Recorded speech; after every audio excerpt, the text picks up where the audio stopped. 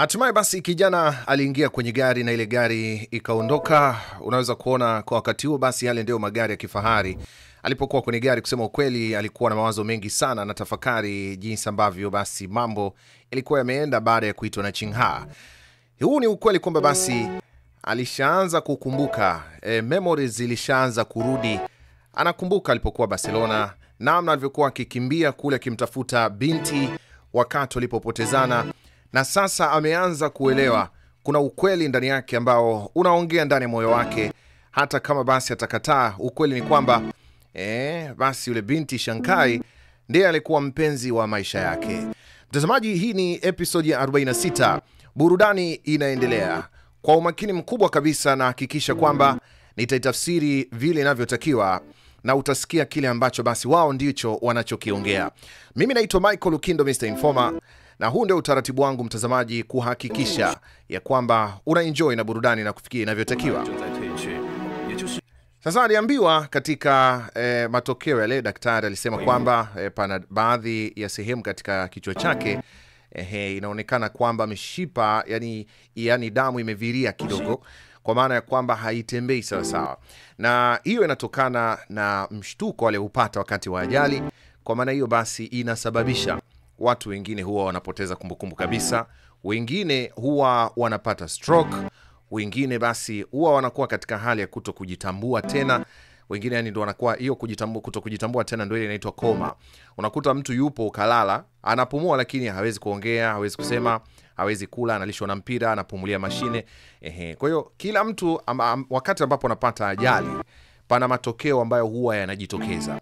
Kwa hiyo yeye katika matokeo ya ile ajali alipata hiyo trauma, kwa maana ya kwamba pana sehemu katika ubongo wake au kichwa chake ni kama basi palipata itilafu kidogo, yani kwa maana ya kwamba majeraha yake yalikuwa ni ya kichwani. Kwa hiyo basi kasababisha yeye kupoteza kumbukumbu. Basi siku ile, kutokana na kule kukumbuka, aliamua kwenda mpaka kule shuleni ambako walikuwa wanasoma.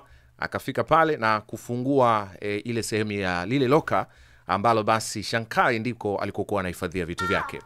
Sasa tunarudi hapa, tunamkuta Uncle Luni akiwa na Yesa.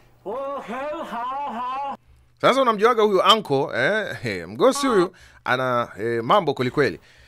Hebu niambie. Sasa wanaongea, lakini ongea yao sasa ni ile ongea ya kupiga kelele, kila mtu anasikia. Nyinyi ni nini?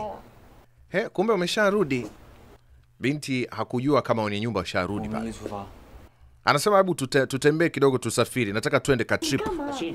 Sasa unataka tuende wapi? Kijana sasa omba yake ni kama vile alivyokuaga zamani. Hebu niambie. Binti akasema mimi kweli nataka kusafiri. Lakini sasa mbona inakuwa ghafla? Wewe ulikuwa unataka iweje? Wakati binti anakataa, anko naye akaweka chumvi kidogo. Lakini kijana akamwambia, anko tulia, mimi nitafanya maamuzi mwenyewe. Nimeshaamua, nataka mimi na wewe tusafiri kesho. Na hili ni jambo ambalo nataka lifanyike kwa haraka sana. Mbona kama Dao Minshi inaonekana kuna kitu najaribu kukikimbia? Akasema sitaki kujua. Sitaki kujua chochote. Pamoja na hayo, bado nahitaji mimi na wewe tusafiri, tuenjoy, tuwe na furaha. Amemkamata binti namna hii. Ni kama kijana ameshaanza kukumbuka past yake, lakini anaogopa kweli kuijua yote jinsi ilivyokuwa. So binti anamuuliza vipi? Kuna zawadi yako, hebu twende nikuoneshe. Twende unifuate. Basi aliondoka na kijana wake akampelekea hiyo zawadi. Anamwambia hii ni kwa ajili yako. Ni kitu gani hiki ambacho umeniletea kama surprise?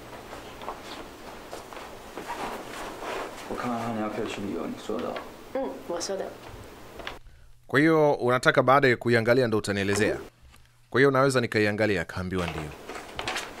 Basi akazama mara moja humo ndani kutazama kuna nini. Kilikuwa ni kitabu ambacho tulimuona Yesa alikwenda kukinunua maktaba, na anamwangalia kijana. Baada ya kukiona kitabu hichi, ataipokea zawadi yake kwa namna gani? Anasema nafikiri hiki kitakufaa sana.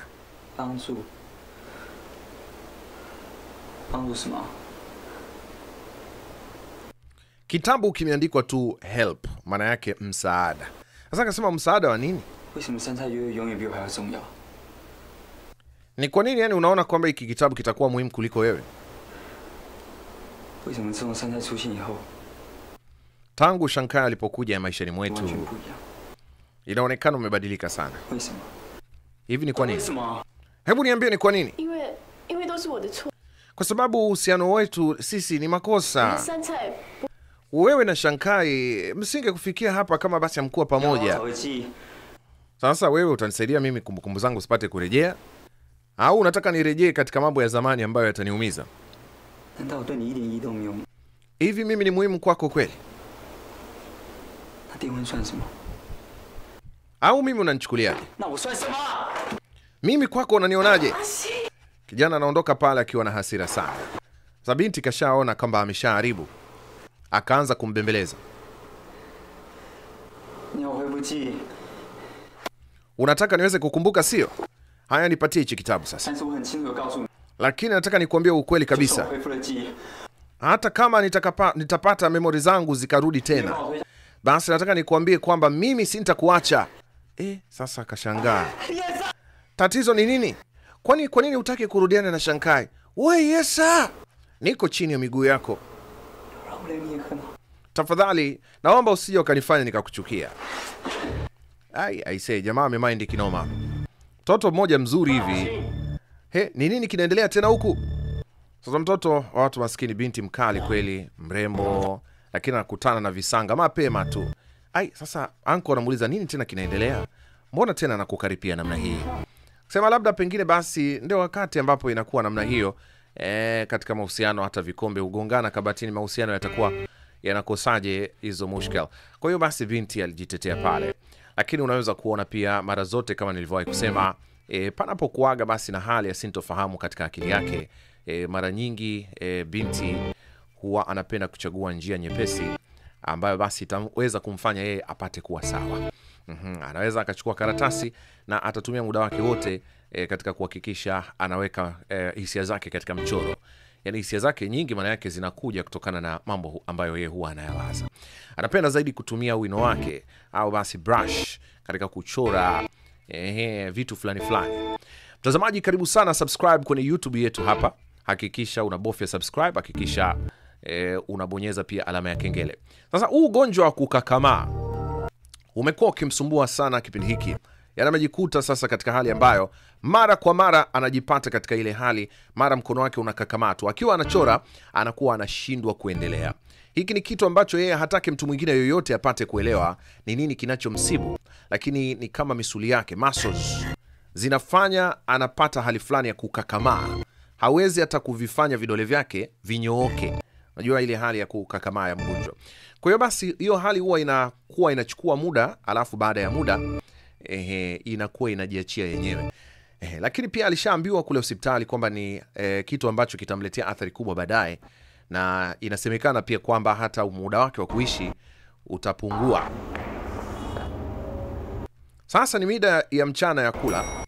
Binti kama kawaida alikuwa anamkimbilia kijana ili kusudi waende pamoja. Lakini kijana alipomuona leo alimtazama kwa jicho la tofauti, na Shankai alipiga kelele kumwambia nisubiri, ndo nakuja. Lakini cha ajabu, kijana kuhangaika kutia mkono pale ili labda pengine mlango wa lifti usijifunge, aliacha mwamba asepe hivyo hivyo ili kusudi tu mimi nirudiane na wewe. Binti akamwambia Dao Minshi, hebu nisikilize kwanza. Hata kama mimi na wewe tunakuwa marafiki, sijui ni kwa nini unaona kwamba mimi ni mtu ambaye baada ya sisi kuwa marafiki nitaitumia nafasi kujinufaisha mimi mwenyewe. Lakini basi kwa kuwa umenisahau kabisa, inaonekana basi hutaki kunikumbuka tena. Akasema ndio. Binti akasema basi ni sawa. Akasema ndio hivyo hivyo nilivyokuambia, sibadiliki. Na wala sihitaji kujua chochote ambacho kimewahi kututokea sisi. Kwanza haihusiani. Afu akaondoka zake. Yani kuna vitu fulani ambapo kijana alikuwa anaongea vitu fulani vya kuumiza hivi. Hakika mtazamaji, unaweza kuona hata kama ingalikuwa ni wewe usingejisikia vizuri kwa maneno kama yale. Mlizoea kuwa sambamba, mnatembea, mnatoka. Alafu pia hata mimi simuelewi sana Dao Minshi. Yeye pia alikuwa anatamani kukaa sawa, kumbukumbu zake ziweze kukaa vizuri. Lakini kwa nini basi baada ya kumbukumbu zake kuanza kurejea anaanza kuwa mkorofi? Yani kwa nini anaanza kumuonesha binti kuwa hamuhitaji? Ni nini hicho kinachomsukuma kuwa mbali na binti huyo? Huyo anasema asante sana DJ, tupo pamoja. Na unapenda kuona zaidi. Jina lako wewe unaitwa Salala Homar. Homan, asante sana. kwa ujumbe wako. Kuna wewe unasema DJ sasa hivi mbona kama umetupunguzia moto ule. Unataka niwapelekee moto Haya basi nitawapelekea moto. Nikiwa na maanisha nitakuwa naweka nyingi nyingi. Basi wakati huo mtazamaji, hali si mbaya. Burudani ikiwa inaendelea, na kukumbusha kuna umuhimu mtazamaji wa kusubscribe. Hakikisha unabofya subscribe. Hakikisha unabofya kengele, notification bell inaitwa. Ile ni kengele kwa ajili ya kukupa taarifa. Sasa akiwa ofisini, binti akafanya kile kitendo cha kumshtua kumbukumbu zake. Alianza kuachia balloons, kaanza kupita kwa juu pale. Kwa hiyo kijana akiwa pale ndani ofisini anaona zile balloons zikiwa zinapaa pale. Na yote hii ni katika basi kutengeneza kitu fulani katika akili ya kijana, aanze kuipata ile memory yake. Unajua binti ana imani kwamba kama kijana siku itafika na ataweza kukumbuka kila kitu, basi kuna uwezekano mkubwa yako mambo mengi yatakaweza kujitokeza pengine katika siku za baadaye, mambo ambayo pengine yanaweza kumfanya binti akawa happy. Haya, wakati huo basi mtazamaji anaitazama, kuna picha iko mezani pale, anaitazama. Ni picha ambayo basi inaonekana wamepiga pamoja na binti na timu yake ya Flower 4. Kwa hiyo aliitazama ile picha, na ile picha ni kama ilizidi kumuumiza akili. Wakati huo pia basi simu yake ya mkononi ilikuwa inaita. Kama nilivyosema basi zamani walikuwa na tusimu tudogo twa Sony Ericsson. Kwa hiyo wanatutumia tusimu huto. Kama basi wewe ni mtoto wa 2000, ngumu sana kujua brand ya Sony Ericsson. Chingha anajaribu kumpigia simu kijana ili aone kama anaweza kampatia, yani akabahatisha kumpata, ili mambo mengine basi yaweze kuendelea. Unaweza kuona basi hapo mtazamaji, mambo si mabaya. Wakati Chingha akizungumza na binti huyo anaitwa Mimi, binti alikuwa anaonekana kwamba akimtia moyo. Mwambie usijali juu ya mambo yanayoendelea sasa. Nina uhakika kwamba mambo yatakuwa safi kabisa. Mtazamaji, tamthilia inaitwa My Desire, na kijana ndio hivyo yuko katika hali ya sintofahamu. Semeni naye hali yake si mbaya, ana tatizo huyu kijana la tumbo, maumivu ya tumbo huwa yanamrudia mara kwa mara. Kuna gesi imekuwa ikimsumbua, lakini baada ya matibabu hali yake imeanza kukaa sawa. Sasa Chingha alikwenda pale akiwa na girlfriend wake, wanapiga story pale. Na wakiwa wanasikilizana pale, basi kijana akamwambia, mimi nimekuja kukuona leo. Wewe ni rafiki yake na Chingha, na Dao Minshi. Kwa kifupi ni kwamba jamaa na imani kama tunaweza tukamsaidia kidogo. Sasa stories kawa zinaendelea pale mezani. Na binti unaweza kumuona jinsi ambavyo amedata. Baada ya kumuona Semeni, inakuwa kama kamuona malaika vile. Yani mpaka anasemeshwa na boyfriend wake sasa hajibu tena. Mtoto wa kike kajikuta pale kazubaa kabisa. Inaonekana tikiti linatoa maji tu kule chini. Basi unaweza kuona hapa mtazamaji, kwa hakika mambo si mabaya. Basi kwa haraka haraka binti akamwambia, sasa mimi nimefurahi sana kukutana na wewe, na nimegundua kwamba Chingha atamsaidia sana Dao Minshi. Na ukweli ni kwamba kuna mengi ambayo pia tulianza kujitahidi kuongea naye. Anaonekana kabisa dalili zinaanza kurudi. Na sijui ni nini ambacho kinamfanya anakuwa na hasira shemeji, lakini ukweli ni kwamba Chingha anaonekana anafanya kazi nzuri. Mwamba akasikiliza ikabidi aanze kutabasamu. Maana yake shemeji yake anapoongea, mwambia Chingha, ingawa ndugu yangu na kuaga na michongo ya mikosi hapa na pale, kipindi hiki umepata demo mkali. Kaka, mbona unaongea tena vitu kama hivyo babu? Sasa hiyo itatusaidia vipi tena kumsaidia mchizi? Au wewe sio sehemu ya kundi la F4 wewe? Hapa tunaongelea issue inamhusu Dao Minshi wewe. Au wewe hutaki kumsaidia mchizi ili aweze kukaa sawa? Mwambia si kusema kwamba eti sihitaji, lakini ukweli ni kwamba ninachohitaji mimi ni mambo yaweze kwenda sawa. Akasema sikia nikwambie, ninajua kama wewe ni mtu mnyenyekevu, mtu mwenye roho safi. Kwa hiyo basi nipende kusema tu kwamba yale ambayo umeweza kuonesha kwamba unataka ya mtokee Dao Minshi ni mambo mazuri sana. Mwambie lakini unamaanisha nini? Sema najua ukweli ni kwamba ndugu yetu anahitaji kweli msaada, lakini inabidi tuende naye taratibu. Akasema lakini pia wakati tunamsaidia yeye, kumbuka pia wakati huo tutakuwa tunamsaidia na Shankai pia. Sasa huyu jamaa anamwachaje mpenzi wake, alafu anaenda kumuoa mtu ambaye hata hana mahusiano naye au hampendi? Sema ukweli hili ni jambo ambalo hatuwezi kuliingilia. Mapenzi huwaingiliwi. Kijana akisema kwa unamaanisha kwamba yani kama mimi nikimpenda Shankai, alafu labda Shankai akinipenda, sasa akaona aibu demu wake na muangalia amemkazia macho. Akasema shemeji, unajua ni kwamba inaonekana Shankai ndo anayependwa zaidi hapa. Wewe sikia nikwambie wewe Chingha, hayo mambo unayoongea wote tunayajua tayari, unayarudia. Na tunajua kwamba ukweli unauma. Mshikaji wetu ameshamsahau demu wake. Sasa mimi sina kingine ninachoweza kumsaidia. Labda kama wewe utakuwa na cha kumsaidia.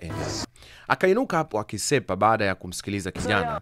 Mwambie lakini hapana bana, huwezi kufanya hivi. Lei na Mizu wote na imani kwamba wanatamani Shankai awe happy. Sasa kwa nini basi tusimsaidie Shankai ili aweze kuwa sawa? Alielewa kwamba hakuna anachoweza kubadilisha. Na hawezi kujihusisha moja kwa moja akihangaika na maneno ambayo kijana alikuwa anayaongea. Anamwambia utakuja kunikumbuka wewe. Hawa F3 hawa wanajikutaga wanajua sana. Wewe ni mjinga tu nakwambia kaka. Paka demu wake akashtuka. Na kweli ni mjinga. Yaani mtu unaitwa unaambiwa kitu na mpenzi wangu, lakini unajifanya wewe unajua. Tutajua tu jinsi ya kufanya, tutajua. Kwanza una msaada, umekuja hapa hata kama wewe ni handsome kivipi yani, hautushtui. Kwanza mpenzi wangu Chingha, yeye ndo handsome kuliko wewe. Mimi lakini sasa tunafanyaje sasa, jamaa ametukataa. Inaonekana swala la Dao Menshin linakuwa ngumu, hata simu hajapokea. Kijana sasa ameanza kupata shaka. Hasa tunawezaje kufanya mpango wetu ili uweze kutimia? Haya, wakati wanapiga story pale, mwambie sikiliza nikwambie Chingha, hebu usikate tamaa bwana. Unamaanisha nini sasa ukisema hivyo? Sema ninachomaanisha ni kwamba unajua kwa mtu kama yule, kwa sababu bado hawajaoana, labda kwa sababu sasa hivi kila mtu analala chumba chake, tunaweza kufanya kwa haraka juhudi zetu ili kusudi kijana aweze kuja kuwa sawa kabla hawajaoana. Nafikiri sasa sisi tutamuomba yule binti, labda kikao tuzungumze naye. Sasa yule binti Yesa wanamuita Bhutan Princess. Hivi inakuaje sikuliwaza hilo? Kijana akawa amepata wazo. Mtoto wa kike alikuwa anazungumziwa ndio huyo hapo. Mtoto fulani hivi amazing kabisa. Chuchu saa 6. Mtoto huyu bado hajui hata mapenzi ni nini. Hajawahi kufanya kabisa. Haya basi wakati huu basi mtazamaji, binti akawa anatembea pale akitafakari yale mabishano waliojikuta wako nayo yeye pamoja na kijana. Huku na huku unaambiwa binti alikuwa amefikiria ni kwa nini basi kijana amekuwa mkali namna hiyo.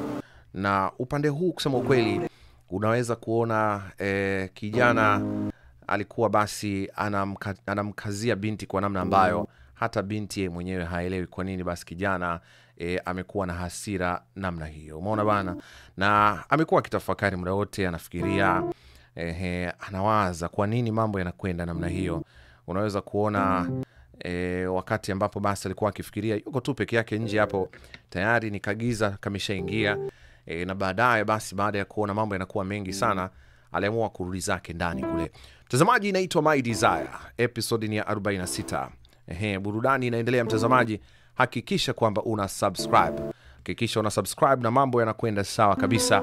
Lakini basi fahamu kwamba hii ni kwa hisani ya Daktari Isiaka Hamisi Ali, ambaye anaweza kukupa tiba ya masuala mbalimbali yanayohusiana na mwili wako. Kama una jambo lolote linalokutatiza au linakusumbua wewe katika afya yako, basi daktari huyu ni daktari wa kuaminika zaidi, anaweza akatatua tatizo lako. Unaweza kumpigia kwa nambari za simu ambazo zinaonekana kwenye screen yako hapo.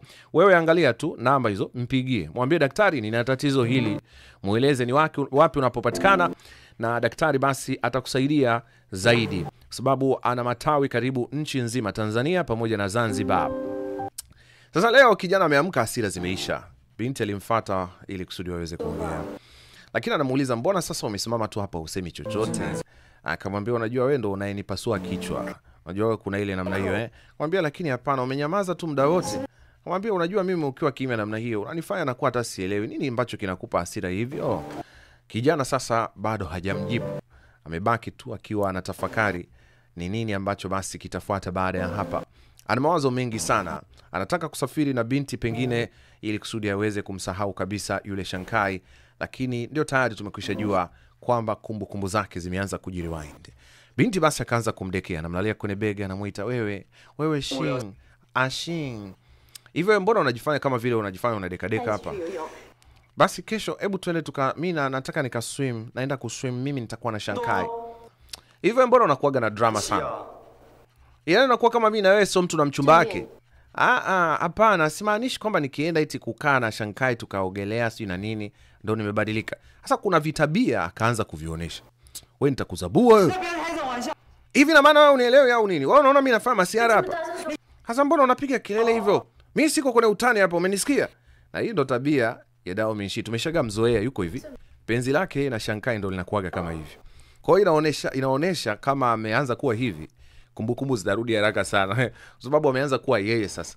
Unajua yule wa kwanza yule ambaye tulimuona anaosha vyombo kule kwa mama ntilia alikuwa mpole. Kumbukumbu zile si bado. Sasa zimeanza kuja hivi. Sasa lakini mbona unakuwa hivi? Yaani leo kama vile yani una hasira. Yaani sijui unakuaje. Au ndo siku zako? Bwana usiwe hivyo. Toto sasa kimlilia vile. Angalia kifua kile. Ai hatari. Toto bado hajui kitu. Basi akamkumbatia. Dao Minshi na huko ulikoshika huko. Basi binti anaogopa kweli. Anamwambia sasa twende basi. Twende wapi? Twende tukaogelee. Bwana twende. Lakini mbona mara zote unapenda sana kunibembeleza? Yaani kukataa sasa anashindwa, inabidi tu abaki akiongea vitu ambavyo havieleweki. Haya mtazamaji, ndo tumemaliza episode ya 46 hiyo. Mimi naitwa Michael Lukindo, Mr. Informer. Na mtazamaji, nataka nikwambie nimetafsiri sinema nyingi sana. Kama unahitaji pia kuziona sinema zangu zingine, ni rahisi na ninayo, kama mfano sinema hii hapa hii ambayo inaitwa City Hunter. Nzuri kweli yani, ambayo ukihitaji unaweza kuipata pia na ni bei nafuu sana. Shilingi 2000 tu. Wasiliana na mimi kwa nambari za simu ambazo ziko katika screen yako. Usisahau pia basi mdhamini wetu hapa si mwingine ni Daktari Isiaka Hamisi Ali, ambaye basi anakupa huduma mbalimbali za kiafya kwa gharama nafuu kabisa. Unaweza kutumia fursa hii kuwasiliana naye moja kwa moja, kwa maana yeye anawatumia wataalamu wa afya, tena wataalamu kutoka China kule. Angalia, huyu ni mmoja kati ya wataalamu ambao kama ukiwasiliana na daktari huyu, basi unaweza kupata msaada wa kuchunguzwa zaidi na kuweza kujua nini ambacho kinakusibu. Angalia katika screen yako hapo, je, ni tatizo gani ambalo linakusibu wewe mtazamaji? Kama una tatizo la moyo, kama una uvimbe, ama una ganzi, ama una matatizo ya macho, ama una shida ya pumu, UTI sugu, au matatizo ya hedhi, kisukari, haijalishi una nini, shinikizo la damu, wewe wasiliana na Daktari Isiaka Hamisi Ali. Ni rahisi sana. Nambari ya simu nimekuwa nikikuwekea muda wote hapo. Ukirudia klipu hii basi utaiona mtazamaji. Asante sana, tukutane kwenye episode ya 47.